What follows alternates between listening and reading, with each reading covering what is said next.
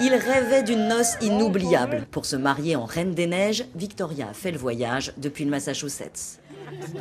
Il n'y a rien de mieux que d'avoir un peu froid et de rentrer au chaud et de se réchauffer avec quelqu'un qu'on aime.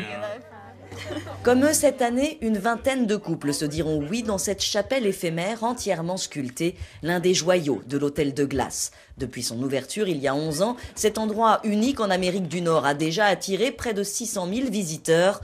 30 000 personnes y ont passé la nuit. Le concept né en Suède s'est popularisé. Dans le hall principal, on s'amuse autant qu'on admire les chefs-d'œuvre de neige et de glace ciselée. C'est aussi dans sa proposition, dans son esthétisme, dans l'animation qu'on lui donne, qui fait en sorte que c'est un hôtel de glace qui est à notre image, nous, franco-nord-américains.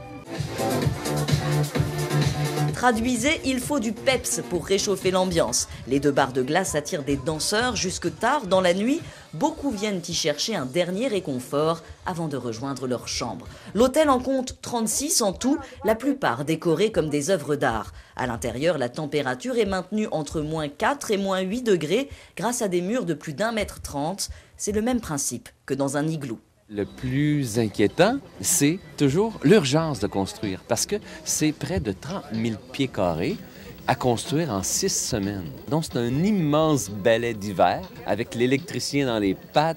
On a l'équipe de neige de gauche, l'équipe de glace à droite, et on réussit à bâtir ce lieu que moi, je m'amuse à baptiser ces courts instants de beauté.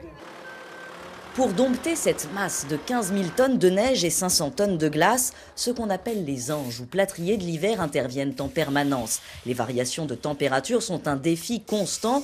Tout ici rappelle la fragilité de l'œuvre. Même les verres dans lesquels sont servis les cocktails auront disparu au printemps.